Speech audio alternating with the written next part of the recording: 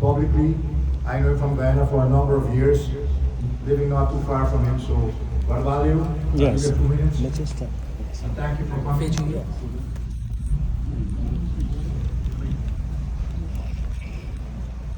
Hey, can you turn that? Assalamu alaikum, brothers and sisters. I came here to worship with you, and I'm happy that I've been given an opportunity to relate to all of you as brothers and sisters about this great tragedy that has unfolded, and how Islam has always played a very vital and pivotal role, not only in the development of countries, but in the solutions that we seek from Allah, the most merciful, the most beneficent. Brothers and sisters, like the learned Imam said, what happened in Guyana is a wake-up call for everyone all over the world, that life is very fragile and life is very suspect and it can go at any time. So we in our own lives must be ready at the click of a mouse to meet Allah, to meet the great Creator. We must live our lives in such a way that we are not preparing, but we are ready. That every moment in our life must be spent in devotion to Allah and seeking His mercy and seeking His resurrection of us. And brothers and sisters, it is upon us that we as people that live in the diaspora, we feel the pain of those in Guyana just as much as they feel it. And sometimes we have to keep an eye out for them. As this wonderful group of imams here and elders of the Islamic community know, we have to keep an eye on what is going on in Guyana. We have to ensure that justice is done, that mercies are given, that people are made whole, and that these lives are not lost in vain. And that is what we will continue to do. I have formed an organization as an attorney from Guyana and a former magistrate and prosecutor, a little sort of like a transparency committee to take complaints, to look at how things are being done, how investigations are proceeding, because we feel that in the name of Allah, He would want that. He would want oversight. He would want equality. He will want to make sure that everything is done in a way that He would approve of. And that is why we have formed this committee, given our knowledge of Guyana, how we can best help, how we can best help any commissions, how we can ensure that transparency is done, and how we can help. Now, the wonderful Imam spoke about moments in your life, and I have had moments in my life when you don't know what is the next step. In your darkest hours, when you remember Allah and God, that is a time. That is a time that must teach you that in happier times, I once bowed before Allah. I asked for His grace. I asked for His mercies, and He delivered to me. How can I forget Him? How can I forget that? How can I treat that as just a trivial matter? Because that was the most transcendental moment in my life that He came to my rescue. He showed His mercy and His beneficence and made me whole. And I'll tell you a situation in Guyana before I close. You know, when I was a magistrate in Guyana, I used to go and hold court in the interior, right?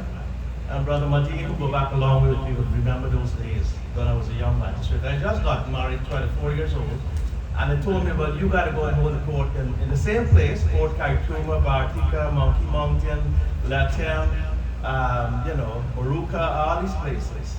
And I was in this speedboat going through. And when you turn and see the speedboat, it was just at the bottom of the river. Any least mistake, if it hit a stone there or a log or anything like that floating, we would have gone. And here's the problem now. I don't know how to swim, although I was born in the country. And that was a major mistake, and that was a major omission in my life. Perhaps I was studying books too much. But I didn't equip myself with things like that. But even then, perhaps the best swimmer in the world would not have survived that as what happened in this worst tragedy. And then we used to go in with aircrafts. These small aircrafts, they used to fly you in. And they would overload the aircraft. Everybody knows somebody, everybody got a friend, everybody got to pack up the aircraft. The pilot got his side running, this body got his running, everybody got their own thing going on. And the problem there is that the aircraft was going down one day when we were coming back from Lieutenant. And you had a captain there, Captain George Grandsaw. A European captain, let's say you know the interior like the back of his hand. He would fly without instruments. He didn't need no instruments. But I'm just showing you how Allah is merciful and has been merciful to me. And this aircraft was coming down in Monkey Mountain. And we were going to die because you couldn't find nothing there if you got in the jungle. Thank God and thank Allah, it came up back. And he was sleeping and I tapped him and said, you know, what's going on, George? We gotta go home. Believe it or not, brothers and sisters, a week later, that aircraft came down and a young man named Emil Khan, Allah rest his soul and grant him mercy, died with Grandsaw. Up to now, they never find that aircraft. So I'm showing you an example, and many other examples, where Allah came and blessed me, where He rescued me, where He saved me, where He gave me salvation. And each and every one of us have an incident in our lives, if we look far and long enough, when we have had a similar experience. Perhaps it might be coming off the deathbed, as Imam said with his back this morning. You never know when it's going to happen to you. You never know you walk out there. But anytime you walk out there and you are there, you must be ready to present your life before Allah and said, Allah, I am ready. This is what I have done. He's not concerned about wealth and all these things. He's concerned about your soul, how you live your life, how you help the underprivileged, how you help others who didn't have the ability to help themselves. And this is a moment in time when we have to help those in Guyana. Over 100 people. I lived for 3 days. Thankfully, I got some food here today because when you go to eat and study those things, it's very, very terrible. And I know it's crushing on all of us. But at the same time, we have to have the strength. We have to share the strength for those in Guyana and other tragedies.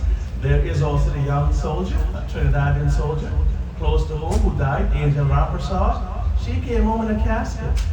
This is another one of our community members losing their lives in defense of our country. So nobody can tell us we're not patriots, we don't belong here, we haven't built this. Look at what we have built here, this wonderful masjid. It is the beauty of Queens. And you must be proud of this after all these years on the head table here. That after decades, it has finally reached the conclusion or the majesty that it should have. And we're so proud of it. So I just wanted to pass these words to you. I just want to let you know that if you have any legal issues, you can let me know, especially in Guyana, that we have a situation going on there where we have to monitor things. And we must do so without fear or favor. We must ask for accountability. And as was said earlier, we have to ensure that there are reforms and things put in place, developments. We got a lot of oil money now. We don't have to beg anybody. We got to use our own money to help our people.